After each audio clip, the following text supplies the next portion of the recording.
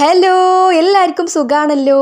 അപ്പോൾ ഇന്ന് എനിക്ക് കുറച്ച് ഞണ്ട് കിട്ടിയിട്ടുണ്ട്. അപ്പം അത് വെച്ചൊരു നല്ലൊരു ഞണ്ട് കറി ഉണ്ടാക്കാമെന്ന് വിചാരിച്ചു.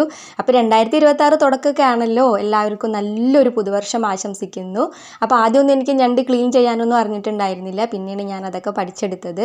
ഇപ്പോൾ പിന്നെ എല്ലാവർക്കും അറിയാമെന്ന് വിചാരിക്കുന്നുണ്ട്, അതുകൊണ്ട് ഞാൻ ഡീറ്റെയിൽ ആയിട്ട് കാണിക്കണമെന്നില്ല. നല്ല ഭംഗിയുള്ള ഞണ്ടുകളൊക്കെ ഉണ്ട് കേട്ടോ, നല്ല പ്രത്യേക കളർ ഭംഗിയുള്ള ഞണ്ടൊക്കെ ഉണ്ട്. അപ്പോൾ ഞാൻ ജസ്റ്റ് ഇങ്ങനെ ചെറിയ കാലുകളൊക്കെ ഇവിടെ ഒഴിവാക്കും. ഞണ്ടിൻ്റെ വലിയ കാല് മാത്രമേ എടുക്കാറുള്ളൂ. പിന്നെ അതിൻ്റെ നടുഭാഗം പിടിച്ചങ്ങോട്ട് പൊളിച്ചു കഴിഞ്ഞാൽ തോട് ഇങ്ങോട്ട് ഇളകി പോരും. പിന്നെ അതിൻ്റെ ഉള്ളിലുള്ള മാലിന്യങ്ങളൊക്കെ ഒന്ന് പൈപ്പിൻ്റെ ചോട്ടിൽ പിടിച്ചിട്ട് ക്ലീൻ ചെയ്തെടുത്താൽ മാത്രം മതി. ഇപ്പം ഞാൻ ഒരെണ്ണം ഇങ്ങനെ കാണിക്കാൻ വേണ്ടി വെച്ചിരുന്നതാണ്.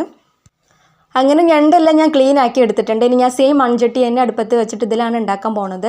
അതിലേക്ക് ഓയിൽ ഒഴിച്ചിട്ട് ഞാനൊരു വലിപ്പത്തിലുള്ള സവാള നീളത്തിൽ കട്ട് ചെയ്തത് ഇട്ട് കൊടുത്തിട്ട് നന്നായിട്ടൊന്ന് വഴറ്റിയെടുക്കുന്നുണ്ട്. വഴന്നതിന് ശേഷം അതിലേക്ക് ഒരു കൈപ്പിടിയോളം ചെറിയുള്ളി രണ്ടായിട്ട് ഇങ്ങനെ കട്ട് ചെയ്തതും പിന്നെ കുറച്ച് വെളുത്തുള്ളിയും ഇഞ്ചിയും അതും ഒന്ന് കട്ട് ചെയ്തതും ചേർത്ത് കൊടുത്തിട്ട് പിന്നെ ഒരു പച്ചമുളക്, ഇത് പച്ചമുളകല്ല ചുവന്ന മുളകാണ്, പച്ചമുളക് പഴുത്തതാണ് കേട്ടോ.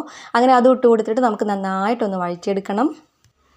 എല്ലാം ഒന്ന് നന്നായിട്ട് വഴന്നു വന്നതിന് ശേഷം അതിലേക്ക് പൊടികളായിട്ടുള്ള മഞ്ഞൾപ്പൊടി, മുളക് പൊടി, മല്ലിപ്പൊടി, കുരുമുളക് പൊടി, ഗരം മസാല പൗഡർ ഇത്രയും ചേർത്ത് കൊടുത്തിട്ട് പൊടികളൊക്കെ നന്നായിട്ടൊന്ന് ചൂടാക്കി എടുക്കണം. അപ്പോൾ ഞാൻ പൊടികളുടെ കറക്റ്റ് അളവ് പറയാത്തത്, ഞാനൊക്കെ ഇത്തിരി ഇട്ടിട്ടുള്ളൂ.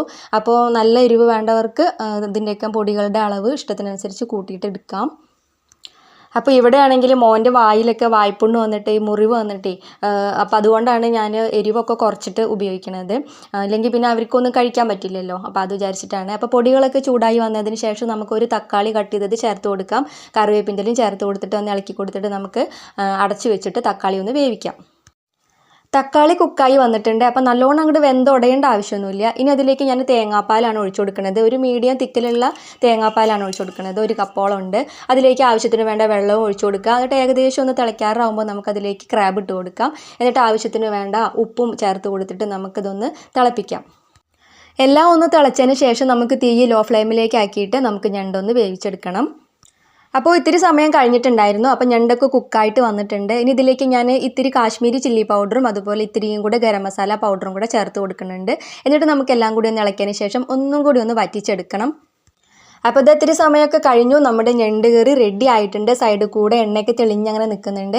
അപ്പോൾ ഇതിൻ്റെ ഗ്രേവി കൂട്ടി കഴിക്കാൻ നല്ല ടേസ്റ്റാണ്. എന്തിൻ്റെ കൂടെ വേണമെങ്കിലും കഴിക്കാം. അപ്പോൾ ഞണ്ട് കറിയൊക്കെ ഇപ്പോൾ എല്ലാവർക്കും ഉണ്ടാക്കാൻ അറിയാമെന്ന് ഞാൻ വിചാരിക്കുന്നു. എന്നാലും അറിയാത്തവരെങ്ങാനും ഉണ്ടെങ്കിൽ ട്രൈ ചെയ്ത് നോക്കി നോക്കൂ, നല്ല ടേസ്റ്റാണ്. ഏറ്റവും അവസാനം ഞാനൊരു കറിവേപ്പിൻ്റെ ഇങ്ങനെ വെച്ച് കൊടുത്തിട്ടുണ്ട്. പിന്നെ മൺചട്ടിയിലാണ് ഉണ്ടാക്കണമെന്നുണ്ടെങ്കിൽ അടി പിടിക്കാതെ നോക്കിയാൽ മതി. അപ്പോൾ ഈ വീഡിയോ ഇത്രയേ ഉള്ളൂ. ഈ വീഡിയോൻ്റെ കൂടെ നിങ്ങൾ മറ്റുള്ള ലോങ് വീഡിയോ ഒക്കെ കണ്ടു നോക്കി നോക്കൂ. എന്നിട്ട് നിങ്ങൾക്ക് ഇഷ്ടപ്പെടുകയാണെന്നുണ്ടെങ്കിൽ ലൈക്ക് ചെയ്യാനും ഷെയർ ചെയ്യാനും സബ്സ്ക്രൈബ് ചെയ്ത് സപ്പോർട്ട് ചെയ്യാനും ഒന്നും മറക്കരുത് കേട്ടോ. അപ്പോൾ നമുക്ക് അടുത്തൊരു വീഡിയോ ഇട്ട് വീണ്ടും കാണാം. ടാറ്റാ, ബൈ.